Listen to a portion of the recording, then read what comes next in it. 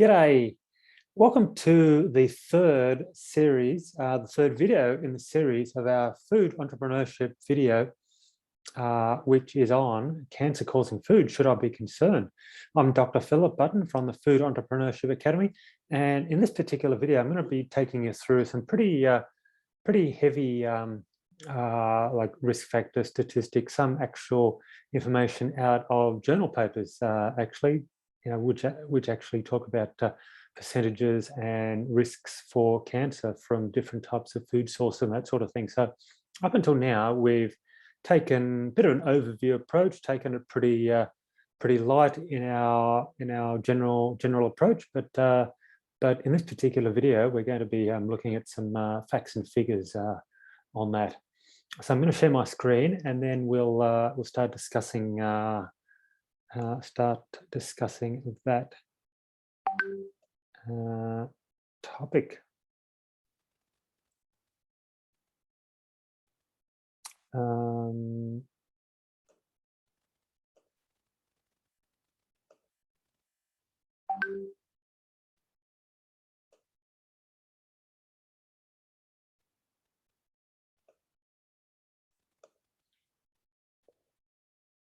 Okay, there we go.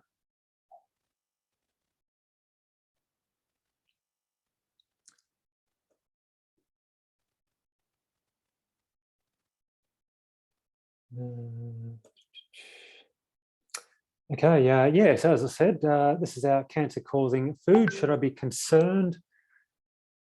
Series, video number 3 in the series. So this is what we've done so far. We've started on significance of cancer, so burden, mortality, morbidity, economic significance, burden-wise, that sort of thing. Then had a look at cancer biology, and then started to touch on the risk and risk factors and that sort of thing. So now what we want to do in this third video is go into some detail in the evidence and risk factors. So looking at actual facts and figures from the scientific literature, as well as from other reputable sources. So what we want first of all is to show that there's firm evidence for the following to cause cancer. So asbestos, ethanol, hormone replacement therapy, outdoor air pollution, generally speaking, and processed meat. So all of those are in the same category in terms of being firmly linked with the cause of cancer. And the alcohol, so ethanol, which is the alcohol in alcoholic drinks, causes cancer. There's firm evidence for that. So the Cancer Council here in the state of Victoria in Australia actually recommends the best option is therefore not to consume any alcohol because it causes cancer. Now, with regard to processed meat, though, the Cancer Council here in Victoria recommends to limit processed meat consumption, so sausages, frankfurts, bacon, and ham. So, even though there's firm evidence for those also causing cancer, the risk is not as there's a difference in risk, basically. So that's one of the things that we're going to be getting into in this particular video. That's the practical differences between evidence and risk. So to get out of this slide is that there's firm evidence from those five factors at the top, those dot points. But there's a difference in risk, for example, between alcohol and processed meat. Now, any amount of alcohol will increase cancer risk. So we've got some actual figures there. For every 50, on the other hand, for every 50 grams of processed meat consumed daily, your risk of colorectal cancer increases by 18%. And some interesting figures, I believe these must be global, cancer deaths that are attributable in the current time across the world to smoking. 1 million people die each year from smoking-related cancer. 600,000 people die from alcohol-related cancer. And air pollution, 200,000, and 34,000 deaths per year due to processed meat consumption. With red meat, they're sitting at, it's likely to be 50,000, but it's just the evidence is not as strong for linking red meat with cancer compared to processed meats. Now, we've got some information here on what's the risk here. So we've got evidence that, if we read across the top there, and this is from the cancer some cancer authority in the UK, which says that evidence that processed meat causes cancer is as strong as tobacco, but the risk from tobacco is much higher. So even though the evidence might be on a par, so they're both the same, tobacco and processed meat, but so the evidence is the same. But when we're talking about the risk from tobacco-related cancer is considerably higher than the risk from processed meat cancer. And some interesting figures there, that we have 86% of all lung cancers caused by tobacco, 21% of all bowel cancers caused by processed and red meat, and 19% of all cancers are caused by tobacco, whereas we've got 3% caused by processed and red meat. And some interesting figures again out of the UK that if nobody smoked, look at that, we'd have 64,500 less cancer cases per year, whereas we'd have nearly 9,000 fewer cases if no one ate any processed or red meat. And you might think, well, compared to smoking, that's pretty, that's considerably lower. Nearly 9,000 isn't too bad. Would you think that? But if you think about 9,000 people, that is a lot of people. And really, since it's preventable, why can't we get that down to zero? It's certainly quite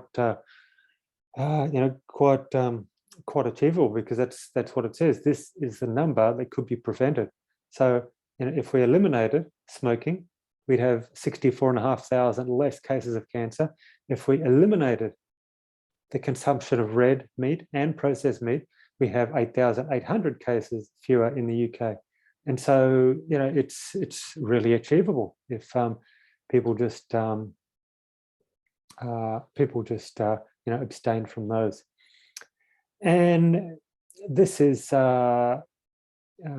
particularly bowel cancer, and these are the number of cases that would be reduced if people change their lifestyle, basically, to eat less processed and red meat. If they kept a healthy weight, drank less alcohol, didn't smoke, and were active, ate more fiber, all those things. If you change your lifestyle to change your diet, change your lifestyle and change your diet, then, in the case of the UK, we've got thousands of cases of colon cancer which can be prevented. So it's really significant. You can just make some changes to what you eat, make some changes to your lifestyle, be more active, eat a healthier diet, and you can actually prevent, rather than have to go through having cancer in the first place and then trying to cure it. And what happens if you're unable to cure it, you die, and that sort of thing. So this is a clear, real clear evidence of, how prevention is better than cure, and eating a healthy diet, leading a healthier lifestyle can, have a substantial reduction in this case, colon cancer cases in the UK.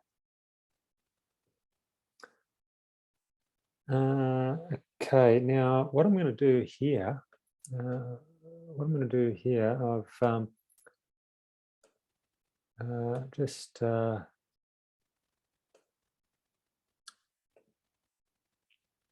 okay, just needed to bring, didn't have that in the right viewing format, so just had to attend to that. Now let us get back to where we were.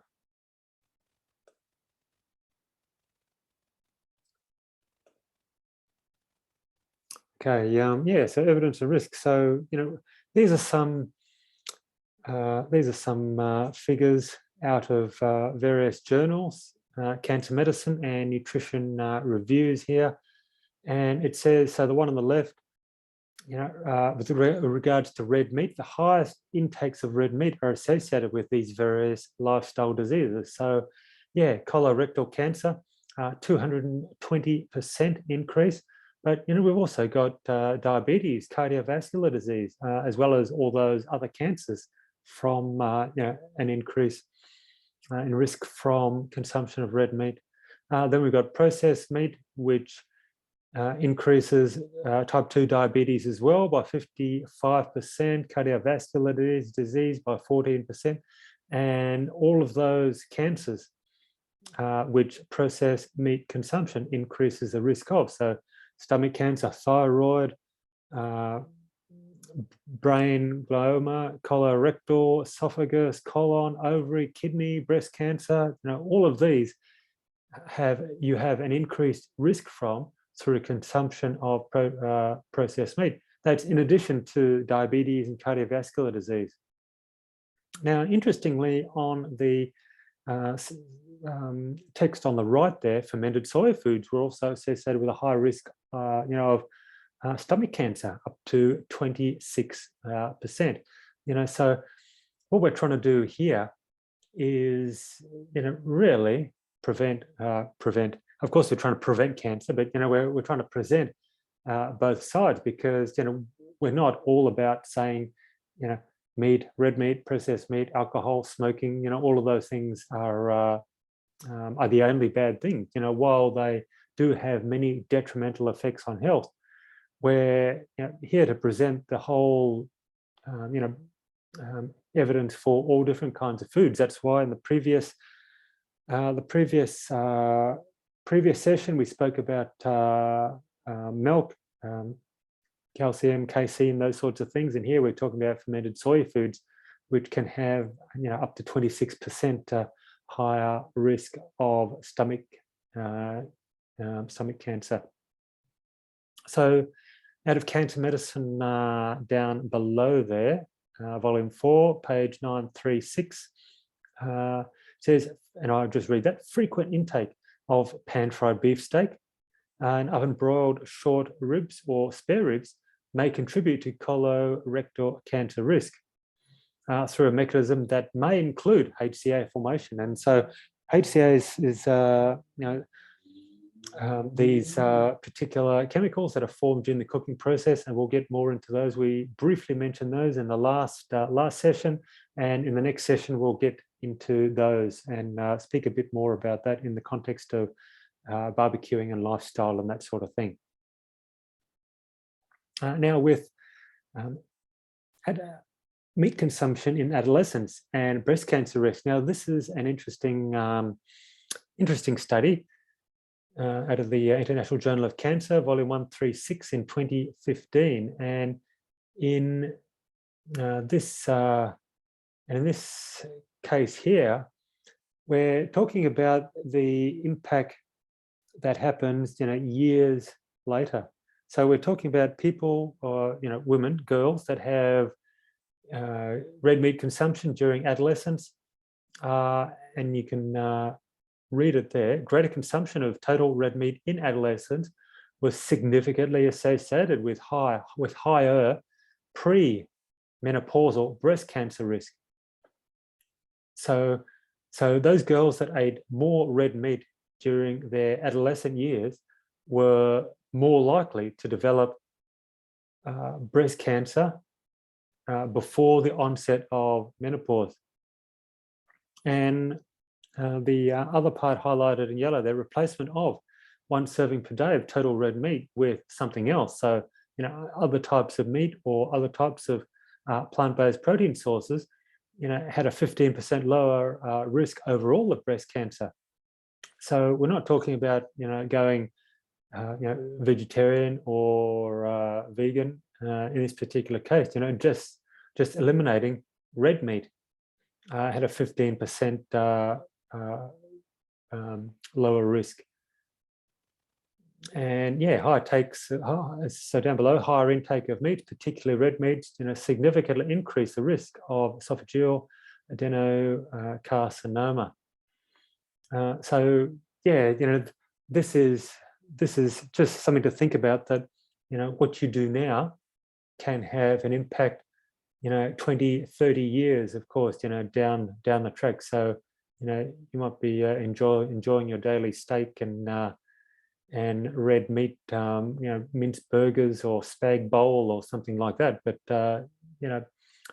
30 years down the track, 20 years down the track, you could be setting yourself up for increased risk of breast cancer. Yeah, so just to summarize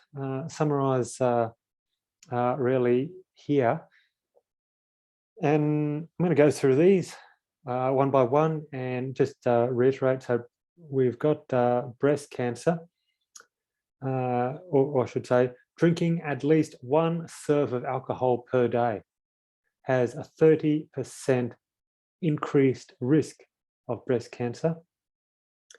There's a 20% increased risk of colon cancer by eating at least 3 serves of red meat per week. 40% increased risk of colon cancer by drinking at least 2 serves of alcohol per week. There's a 50% increased risk from drinking from a calcium intake of 1,500 milligrams a day, which is drinking 5.2 cups of milk daily, which is highly unlikely that that people would drink that much milk. But if you did, for example, then you would increase your prostate cancer risk by 50%. And just the last one, the stomach cancer one, more to show that the types of figures sometimes that people present are actually unrealistic from a practical sense. So a sodium intake of at least 2.3 grams per day can increase your stomach cancer risk of by 60%. But we all know, or at least people from Australia will know, that Vegemite is very salty indeed. And you would have to have nearly 11 teaspoons per day of Vegemite to have that 60% increased risk. Yeah, so but what this slide wants to show is that if you're eating red meat a few times a week, you're drinking alcohol every day, then which is quite common in the Australian lifestyle, the Australian culture of steaks and beer, and on a regular probably daily basis, you're just really increasing your cancer risk. There's no doubt about that. But this is sort of puts it into perspective, really. Now, in the case of colon cancer, which is what we're talking about in this particular slide, so if you ate those three serves of red meat per week, now, as I said, it increases your risk of colon cancer by 20%. But just say, if you're age 50, your absolute risk in the next 20 years of colon cancer, which means the absolute risk is in the general population, in the total population, what is the risk of you getting, in this case, colon cancer? So out of everyone in the population, like out of all 50-year-olds in the population, the absolute risk, so the risk of you getting colon cancer in the next 20 years is 3.3%. And so if you ate 3 serves of red meat per week, that's a 20% increase in colon cancer risk, which pushes your risk from 3.3 to 4.0. So while 20%, seems pretty substantial, a 20% increase in risk, the risk is actually, relatively low in the first place, so 3.3%. So it's only going from 3.3 to 4.0. So you're only actually, increasing your absolute risk by 0.7, 3.3 to 4.0, by having 3 serves of red meat per week. Likewise, with drinking 2 serves of alcohol per day, which increases your colon cancer risk by 40%. Again, if you're age 50, then your absolute risk of developing colon cancer in the next 20 years is 3.3%. So a 40% increase means that your absolute risk is 4.7%. So by having 2 serves of alcohol per day, your absolute risk of colon cancer goes up from 3.3 to 4.7. Which, it's a 40% increase. It is an increase. So you're at a higher risk, but it's relatively small. It's 1.4% increase. So it's all about perspective. And while there's evidence, there's risk, for different foods, what we really wanted to do here is present the information from both sides, that there's different types of foods that for which there's evidence for cancer, and there's similar and different risk factors from those types of foods. But even when there are risk factors that are look quite significant, so 20, 30, 40%, the numbers are quite low to start with, and so the actual increases, like from 3.3 to 4 or 3.3 to 4.7 are relatively small. Now, don't get me wrong, I'm not saying at all, that you should disregard and continue drinking alcohol and continue eating processed meat. I would strongly, advise to give up alcohol, give up processed meat, give up red meat, and any of these other causes, as well as barbecuing and cooking methods, which we'll get into in the next video. Any of these things which can actually have a increase in risk, because if it's not only cancers, but we're talking about these other lifestyle diseases of cardiovascular disease, diabetes, and all this sort of thing. So if you can easily give up certain foods, change your lifestyle, and you can reduce your risk of a whole host of diseases. And it's quite phenomenal the amount of diseases that you could reduce by making these changes to really prevent these lifestyle diseases rather than trying to cure them later. So it's just so much easier, and you'll have such a better life overall, and enjoy such great health and wellness. So thanks very much for joining our 3rd video in the cancer series here, cancer causing foods. Should I be concerned, please have a look through our playlist for this series, and have a look at some of the other videos. And we would love you to subscribe to us if you like the content, like what we're delivering here. Yeah, if you've got a comment, good or bad, please leave it in the comment section. But in the meantime, thanks very much. I'm Dr. Philip Button from the Food Entrepreneurship Academy, and it's been an absolute privilege delivering this to you. And I look forward to your company the next video I make. Thanks very much. Take care, and bye for now.